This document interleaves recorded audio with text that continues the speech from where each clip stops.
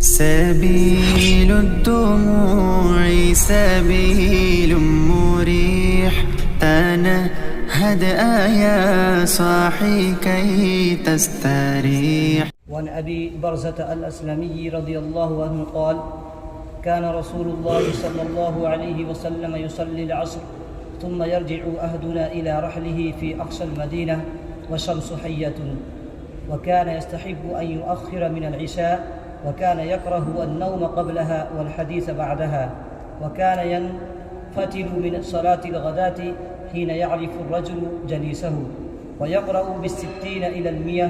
متفق عليه. بسم الله الرحمن الرحیم، الحمد للہ والصلاة والسلام علی رسول اللہ وبعد۔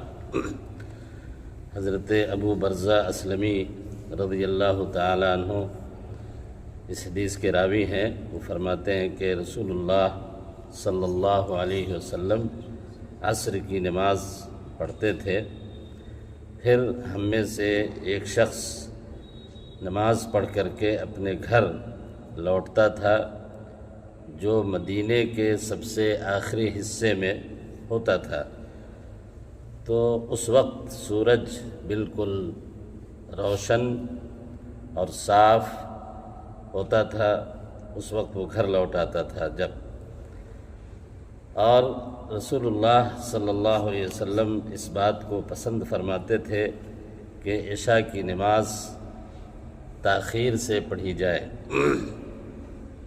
نبی صلی اللہ علیہ وسلم عشاء کی نماز سے پہلے سونے کو ناپسند کرتے تھے، اور عشاء کی نماز کے بعد گفتگو کرنے کو بھی ناپسند کرتے تھے۔ وَكَانَ يَنْفَتِلُ مِنْ صَلَاةِ الْغَدَاةِ، اور نبی صلی اللہ علیہ وسلم جب فجر کی نماز پڑھ کر کے مڑتے تھے، یعنی فارغ ہوتے تھے، تو اس وقت ایک شخص اپنے بغل میں بیٹھے ہوئے آدمی کو آسانی سے پہچان سکتا تھا۔ نبی صلی اللہ علیہ وسلم فجر کی نماز میں 60 سے 100 آیتیں پڑھا کرتے تھے، 60 آیتوں سے لے کر کے 100 آیتوں تک۔ یہ حدیث بخاری اور مسلم کی ہے۔ حضرت جابر رضی اللہ تعالیٰ عنہ کی دوسری حدیث ہے بخاری اور مسلم ہی کی، جس میں یہ کہا گیا کہ نبی صلی اللہ علیہ وسلم کبھی کبھی عشاء کی نماز جلدی پڑھتے تھے۔ اس وقت جب لوگ آ جاتے تھے مسجد میں جلدی، تو آپ جلدی نماز پڑھا دیتے تھے، اور اگر لوگ دیر سے آتے تھے عشاء کی نماز میں تو آپ عشاء کی نماز کو دیر سے پڑھاتے تھے، اور صبح کی نماز، فجر کی نماز نبی صلی اللہ علیہ وسلم غلس یعنی تاریکی میں پڑھا کرتے تھے۔ یہ حدیث جو آپ حضرات نے سنی، جیسا کہ میں نے اس سے پہلے بھی بتایا ہے کہ حدیث جب پڑھی جائے گی تو اس میں 3 باتیں ہم آپ کو بتائیں گے۔ پہلی چیز حدیث کا ایک معنی اور مفہوم جو ابھی آپ نے سنا، اور دوسری چیز اس حدیث میں اگر کچھ الفاظ ایسے ہیں جو محتاج تعارف ہیں تو ان کی وضاحت کرتے ہیں، اور تیسری اور آخری چیز یہ ہوتی ہے کہ اس حدیث سے ہمیں کیا کیا اہم شرعی احکام و مسائل معلوم ہوتے ہیں۔ تو اس میں 2-3 الفاظ آئے ہیں، مثال کے طور پہ پہلا لفظ جو آیا ہے وہ ہے ثم يرجع احدنا الى رحله في اقصى المدینہ۔ رحل، یہ اس کا معنی اہل لغت نے لکھا کہ اس سے مراد سکن ہے، مسکن یعنی رہنے کی جگہ، اور رحل اس کو اس لیے کہتے ہیں، بیت کے بجائے رحل کا اطلاق اس لیے ہوتا ہے گھر پہ کہ آدمی جب سفر وغیرہ میں جائے تو اس میں جو گھر میں سامان ہے اس کو آسانی کے ساتھ ہے نا اپنے ساتھ سفر میں لے جا سکے، تو ایسی جگہ جو انسان رہتا ہے تو اس کو رحل بھی کہتے ہیں، اس کو مسکن بھی کہتے ہیں، اور اس کو گھر بھی کہتے ہیں۔ تو گویا کہ یہ لفظ یہاں پہ گھر کے معنی میں، اقصل مدینہ کا معنی ہے مدینہ کا آخری حصہ۔ دیکھیے نبی صلی اللہ علیہ وسلم کے زمانے میں جو مدینہ کی آبادی تھی وہ بہت بڑی آبادی نہیں تھی، لیکن آج کے دور میں ابھی جو مدینہ ہے انشاءاللہ آپ لوگ جائیں گے تو دیکھیں گے کہ وہاں ایک جگہ ہے جرف، ہے نا، جو مسجد نبوی سے کافی دوری پہ واقع ہے۔ وہاں طلبہ رہتے ہیں، جامعہ اسلامیہ کے طلبہ جو ہے نا، جو ماجسٹیر یا دکتورا وغیرہ میں جن کا داخلہ ہو جاتا ہے تو وہاں رہتے ہیں۔ وہ علاقہ دور کا علاقہ ہے مسجد مدینہ کا، مسجد نبوی سے۔ وہاں پیدل اگر مسجد نبوی سے اگر کوئی آدمی جائے تو کم از کم جو ہے نا پون گھنٹہ یا 1 گھنٹہ جو ہے نا پیدل جانے میں لگے گا۔ آج کل تو چونکہ بھیڑ بھاڑ ہے، رش ہوتی ہے، ٹریفک ہوتی ہے، تو 1 گھنٹہ بھی لگ سکتا ہے۔ نبی صلی اللہ علیہ وسلم کے زمانے میں کم از کم اندازہ یہ ہے کہ جانے میں پون گھنٹے کا وقت جانا آخری حصے میں لگتا تھا پیدل۔ تو وہاں پہ آبادی تھی مدینہ کی، اور یہی معنی ہے اقصل مدینہ کا۔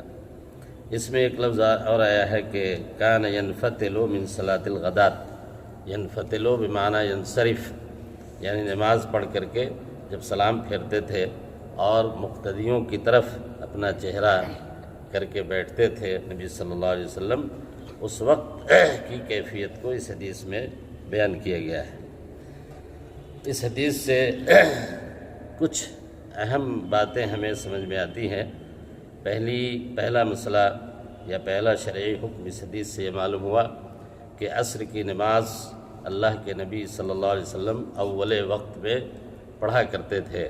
کل ہم نے بتایا تھا کہ عصر کی نماز کا اول وقت یہ ہے کہ ہر آدمی کا یا ہر چیز کا سایہ جب اس کے برابر ہو جائے، ہے نا، زوال کو چھوڑ کر کے، زوال کا جو وقت ہوتا ہے 5 منٹ کا یا 6 منٹ کا، تو ہر چیز کا سایہ اس کے برابر اور ایک بالشت اس سے مان لیجئے زیادہ ہو جاتا ہے تو وہ عصر کا وقت ہوتا ہے، ابتدائی وقت ہے۔ اسی وقت میں نبی صلی اللہ علیہ وسلم نماز پڑھتے تھے، اور اس حدیث سے بھی یہی بات سمجھ میں آتی ہے۔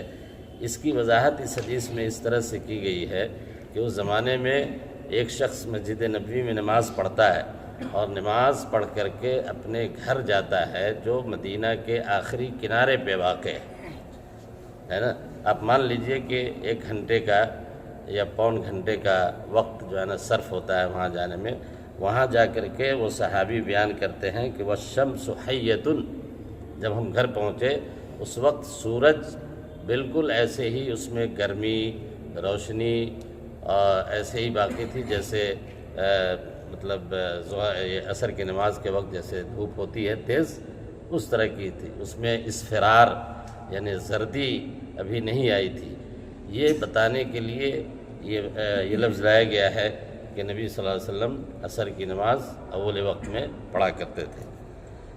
دوسری بات اس حدیث سے یہ معلوم ہوئی کہ نبی صلی اللہ علیہ وسلم کا معمول یہ تھا کہ آپ عشاء کی نماز تاخیر سے پڑھا کرتے تھے۔ البتہ عشاء کی نماز کو معجل بھی کیا جا سکتا ہے، یعنی جلدی بھی پڑھا جا سکتا ہے، جیسا کہ ابھی آپ نے سنا حضرت جابر کی جو روایت ہے اس میں یہ وضاحت ہے کہ یہ جب سارے صحابہ مسجد میں آ جاتے تھے تو آپ جلدی نماز شروع کر دیتے تھے، اور دیکھتے تھے کہ اگر تاخیر ہے لوگوں کو آنے میں تو عشاء کو مؤخر کرتے تھے۔ اس سے یہ بات سمجھ میں آتی ہے کہ نماز کے لیے اگر کوئی وقت مقرر ہے، مثال کے طور پہ 8 بجے کا وقت آپ نے مقرر کر رکھا ہے عشاء کی نماز کے لیے، تو امام کو یہ اختیار حاصل ہے شرعی طور پہ کہ وہ اس میں بر وقت فیصلہ کر سکتا ہے کہ آج عشاء کی نماز ہم 10 منٹ تاخیر سے پڑھیں گے، یا یہ کہ وہ یہ بھی کر سکتا ہے اگر سارے لوگ 7:45 میں آ گئے ہیں، مقتدی اور امام بھی، وہ کہے کہ چلو ابھی پڑھ لیتے ہیں، تو یہ اختیار اس کو شرعی طور پہ حاصل ہے اور وہ ایسا کر سکتا ہے۔ یہ اس صورت میں ہوگا جب کہ اس مسجد کے نمازی ہے نا وہاں پہ رہنے والے لوگ معلوم ہوں، جیسے طلبہ ہیں، یہاں ہے نا، مثال کے طور پہ معلوم ہے کہ بھئی 3 صف جو ہے نا بچے ہیں، 3 صف بچے آ گئے، تو اب وہاں بیٹھ کر کے زیادہ انتظار نہ کر کے امام کہے کہ ہم نماز ابھی پڑھ لیتے ہیں، تو اس کو یہ اختیار حاصل ہے اور وہ نماز کو مقدم کر سکتا ہے۔ اس کا مطلب یہ ہوا کہ اللہ کے نبی صلی اللہ علیہ وسلم نماز کے اندر مقتدیوں کی رعایت کرتے تھے، ان کے حالات کا لحاظ رکھتے تھے تاکہ ان کو دیر تک مسجد میں انتظار نہ کرنا پڑے یا کوئی پریشانی نہ ہو، اس لیے کبھی جلدی کر دیتے تھے، اور اگر یہ دیکھتے تھے کہ کچھ لوگ ابھی نہیں آئے ہیں تو نماز میں تھوڑی تاخیر بھی کرتے تھے رسول اللہ صلی اللہ علیہ وسلم۔ اس کا مطلب یہ ہوا کہ اگر مان لیجئے کہ جامعہ میں کوئی مہمان آیا ہوا ہے اور اس مہمان کے بارے میں معلوم ہے کہ وہ نماز پڑھتا ہے، مسجد میں وہ نماز پڑھے گا، اگر اس کو آنے میں 5 منٹ کا وقت لگ سکتا ہے، تھوڑی تاخیر ہو سکتی ہے، تو امام کو یہ حق حاصل ہے کہ وہ اس کا انتظار کر سکتا ہے۔ یا مان لیجئے بچے ہیں مسجد میں نماز پڑھنے کے لیے آ رہے ہیں اور کسی دن کوئی بات ہو گئی، تاخیر ہو گئی، مثال کے طور پہ کھانے میں تاخیر ہو گئی ہے نا، اور یہ معلوم ہے کہ بچے نماز پڑھنے آئیں گے، تو اس وقت امام کو یہ چاہیے اور اس کو اختیار حاصل ہے کہ وہ اس دن جو ہے نا تھوڑی سی تاخیر نماز میں کرے۔ مقصد یہ ہے تاکہ سارے لوگوں کو نماز جماعت کے ساتھ پڑھنے کا موقع ملے۔ یہ اس حدیث سے جابر کی جو روایت ہے جس میں یہ بتایا گیا کہ نبی صلی اللہ علیہ وسلم جب دیکھتے تھے سارے لوگ آ گئے تو عشاء کی نماز پہلے ہی پڑھا دیتے تھے، اور جب دیکھتے تھے کہ اب تو دیر سے آ رہے ہیں، کچھ لوگ ابھی آنا باقی ہیں، اخرا، تو آپ عشاء کی نماز کو مؤخر کر دیتے تھے وقت سے۔ یہ ایک اہم بات ہے جو اس حدیث سے معلوم ہوئی۔ تیسری بات اس حدیث سے یہ معلوم ہوئی کہ عشاء کی نماز سے پہلے سونا صحیح نہیں ہے، مکروہ ہے، اور اس میں جو لفظ ہے کہ کان یکرہ النوم، اللہ کے نبی صلی اللہ علیہ وسلم عشاء سے پہلے سونے کو مکروہ سمجھتے تھے، اور اس کی علت بہت واضح ہے۔ اگر کوئی آدمی عشاء کی نماز سے پہلے سو جائے گا، یعنی عام حالات، عام عادت بنا لے گا، کبھی کبھار ایسا ہوتا ہے تو کوئی حرج نہیں ہے، لیکن اگر وہ عادت بنا لے گا تو اس بات کا پورا امکان ہے کہ عشاء کی نماز وہ جماعت کے ساتھ وقت پہ نہیں پڑھے گا۔ اور اسی طریقے سے اس حدیث سے یہ بھی معلوم ہوا کہ عشاء کی نماز کے بعد حدیث یعنی عام گفتگو کرنا یا ایسے ہی جگہ رہنا ہے نا، بلا وجہ موبائل میں مشغول رہنا، یہ جو ہے نا جائز نہیں ہے نا۔ ہاں البتہ اس سے استثناء ہے کہ عشاء کی نماز کے بعد وہ لوگ جگ سکتے ہیں، اور یہ حدیث سے ثابت ہے جو تحصیل علم کی غرض سے ہے نا، جیسے مذاکرہ ہے یا مطالعہ ہے یا طلب حفظ ہے، اس کے مقصد سے اگر وہ عشاء کے بعد جگتے ہیں تو وہ اس حدیث کے خلاف نہیں ہے، اس لیے کہ دوسری روایت میں یہ صراحت موجود ہے کہ اللہ کے نبی صلی اللہ علیہ وسلم کبھی کبھی ہے نا علم کے لیے صحابہ کے ساتھ دیر تک جگے رہتے تھے، بلکہ اپنے گھر میں بھی اپنی بعض بیویوں کے ساتھ نبی صلی اللہ علیہ وسلم نے دیر تک گفتگو کی ہے عشاء کے بعد۔ تو آپ کی گفتگو ظاہر دین کی گفتگو ہوتی تھی، یا اسی طرح کسی کے یہاں کوئی مہمان آ گیا ہے نا اور اس کی ضیافت میں تھوڑا وقت لگ گیا تو کوئی حرج نہیں ہے، لیکن معمول یہ تھا اللہ کے نبی کا کہ عشاء کے بعد فوراً سو جاتے تھے، اور اس کی حکمت یہ تھی کہ تاکہ قیام اللیل کے لیے ہے نا، رات کی نماز پڑھنے کے لیے بیدار ہو سکیں آسانی کے ساتھ، اور فجر کی نماز جماعت کے ساتھ پڑھ سکیں۔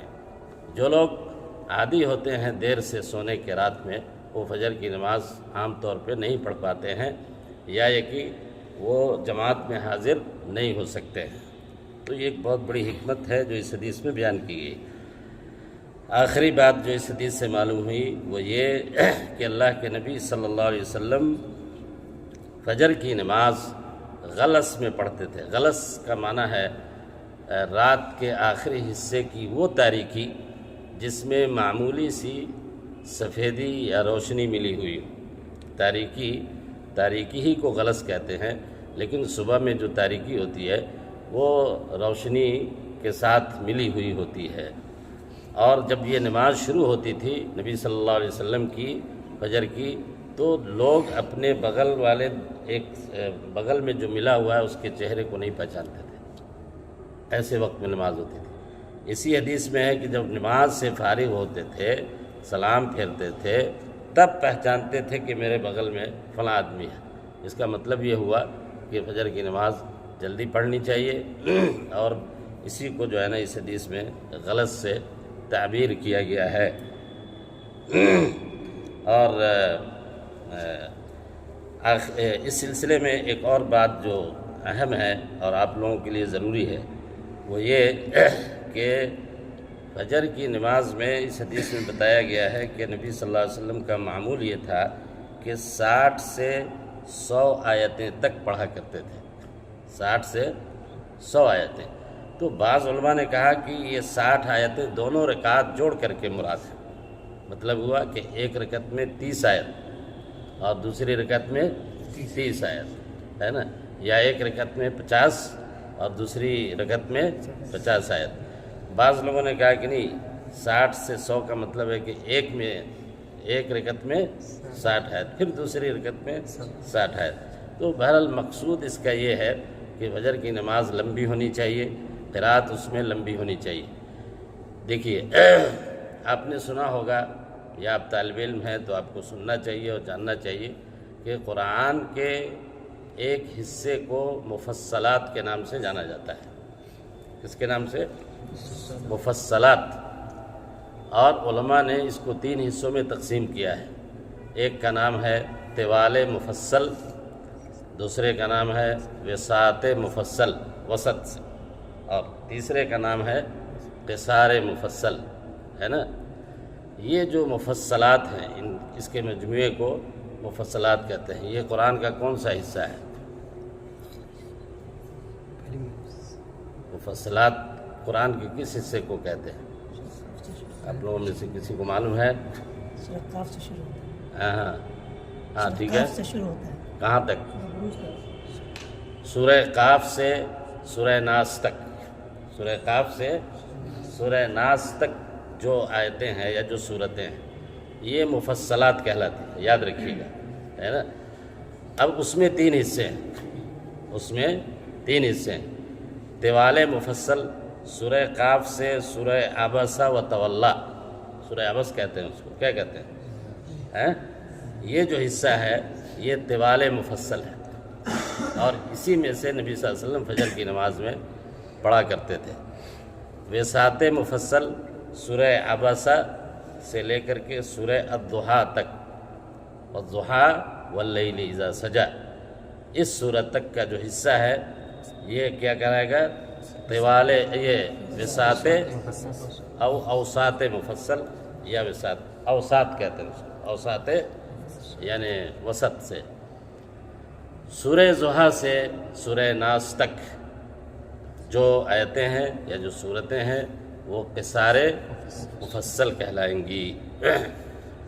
مفصل کیوں کہتے ہیں اس کو؟ مفصل کا مطلب کیا ہوا؟ کیا معنی مفصل؟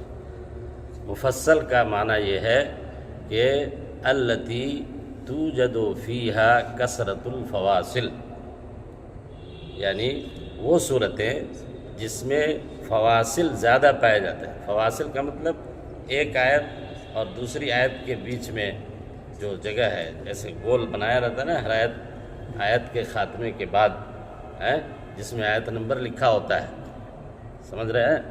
تو یہ جو چھوٹی چھوٹی آیتیں مراد ہے۔ کثرت فواصل کا مطلب آیتیں چھوٹی چھوٹی ہیں اور جلدی جلدی وہ آیت جو ہے نا ختم ہو جاتی ہے نا۔ جیسے سورہ بقرہ میں آیت لمبی لمبی ہے، سورہ عبس و تولا یا سورہ ناس یا ان صورتوں میں چھوٹی چھوٹی آیتیں ہیں۔ تو فواصل کا مطلب ہوتا ہے یعنی ایک آیت کو دوسری آیت سے جدا کرنے والا حصہ، اس کو فصل کہتے ہیں۔ اور مفصل کا مطلب وہ صورتیں جن میں فواصل کثرت کے ساتھ پائے جاتے ہیں۔ سورہ قاف سے لے کر کے سورہ ناس تک یہ قرآن کا وہ حصہ ہے جس میں آیتیں چھوٹی ہیں، ادھر کچھ بڑی ہیں تو اس لیے ان کو طوال کہا گیا، اس کے بعد اس سے کم ہیں تو ان کو وسعت مفصل کہا گیا، اور آخری حصہ جو ہے سورہ ضحیٰ سے سورہ ناس تک اس کی آیتیں بہت چھوٹی چھوٹی ہیں، اس لیے ان کو قصار مفصل کہا جاتا ہے۔ احادیث سے یہ بات ثابت ہے کہ اللہ کے نبی صلی اللہ علیہ وسلم جو 5 وقت کی نمازیں ہیں نا، ان نمازوں میں اس کی رعایت کرتے تھے کہ کس نماز میں قرآن کے کس حصے کو پڑھا جانا چاہیے، ہے نا، اس کا اہتمام کرتے تھے۔ یہ کوئی فرض اور واجب نہیں ہے، قرآن کا کوئی بھی حصہ پڑھ لے گا نماز ہو جائے گی، ہے نا، لیکن ایک چیز ہوتی ہے سنت اور نبی کا طریقہ۔ تو آپ فجر کی نماز میں عام طور پہ طوال مفصل کی صورتیں اور آیتیں پڑھا کرتے تھے، یہ حدیث سے ثابت ہے۔ اسی طریقے سے آپ عشاء کی نماز میں، ہے نا، اور کیا کہتے ہیں اس میں، عشاء کی نماز میں وسعت مفصل یعنی سورہ عبسہ سے لے کر کے سورہ ضحیٰ تک، اس سے کی بیچ کی صورتیں پڑھتے تھے، اور ظہر میں اور عصر میں، مغرب میں، ان نمازوں میں یہ قصار مفصل۔ ظہر میں کبھی کبھی آپ وسعت مفصل کی صورتیں بھی پڑھتے تھے ظہر میں اور عصر میں، یہ بھی ثابت ہے۔ تو اس کا بھی اہتمام اس شخص کو کرنا چاہیے جو یہاں امامت کے لیے کھڑا ہوتا ہے، اور اس کو یہ معلوم ہونا چاہیے، ہے نا، کہ ہمیں کس نماز میں کون سی صورت پڑھنی چاہیے، کون سی کس جگہ سے اس کو ہمیں تلاوت کرنی چاہیے، تاکہ اس کی نماز جو ہے نا سنت کے مطابق ہو، اور اصل میں اس میں رعایت ہے مقتدیوں کی، ہے نا، تاکہ نماز بہت لمبی نہ ہو جائے یا اسی طریقے سے بہت چھوٹی نہ ہو جائے، ہے نا۔ تو اس کی رعایت جو ہے نا اللہ کے نبی صلی اللہ علیہ وسلم نے کیا ہے، اور ہمیں بھی نماز میں ان چیزوں کی رعایت کرنی چاہیے۔ وصلی اللہ تعالی علی نبینا محمد وعلی آلہ وصحبہ وسلم۔